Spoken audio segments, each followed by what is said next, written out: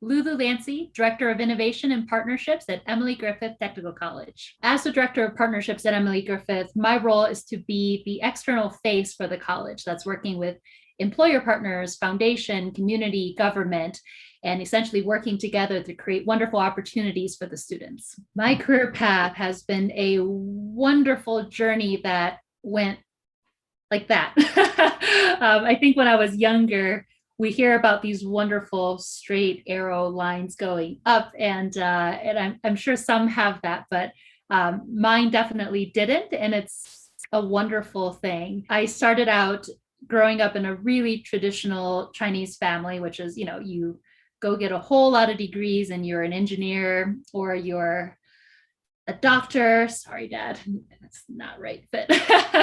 And when I got to college, I followed that path. I was pre-law at the University of Michigan. And fortunately, I've always enjoyed working, partially because, you really get to learn quite a lot. So I did 5 internships in college. And that was incredible because a lot of the jobs that I thought I wanted, I actually interned at a law firm, which was a great learning experience. But I think within a week, my gut told me that was not the place, right? So, one piece of advice for all the wonderful young women out there is that you really have to experience it. No one else can tell you what your passions are, where your heart was. I have to say, if you told me back in high school or middle school that I'm going to spend 20 years in the construction industry, I would have laughed. It definitely wasn't where I thought I was going to be. Out of all the internships, I had the pretty office internships and all those experiences that you're supposed to do.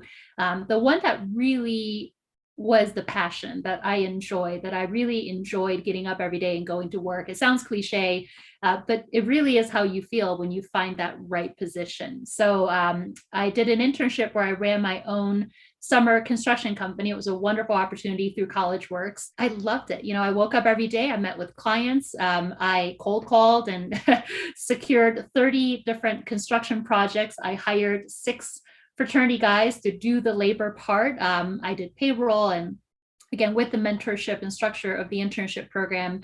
And at the end of the summer, I think I just knew that one, there was a whole big world of opportunity out there, more than just pre-law, engineering, and pre-med, which I think was the only 3 that somehow I knew in high school and college, and haven't looked back since. And that's been my kind of incredible introduction to the construction industry, but also my hope to all the young women out there to find your passion, whether it's this industry, hopefully, or any industry out there. The best part of my job, goodness, it's, well, first, probably a good sign that there are so many. I have to sort through it all. My current role is to help the next generation kind of find their passion. I think part of it came from my own journey of just there's been so much stress of, to be that successful person and not even knowing honestly what that meant, right?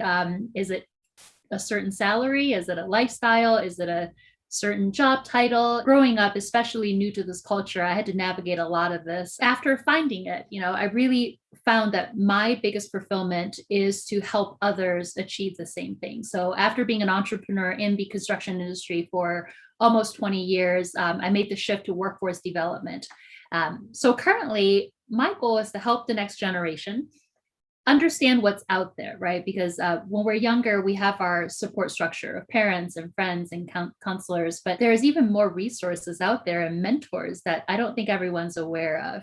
And the favorite part of my job is to seeing the light go off when a student realizes, wow, that's a career path. And there isn't just one traditional path to success. There is so many ways of getting there. Some of my favorite stories of students I worked with are the ones that didn't take that path, right? In fact, their path was filled with obstacles, ups and downs, and second chances and third chances. And those are my favorite stories, right? And sometimes they're the biggest success stories of people that pivoted and changed.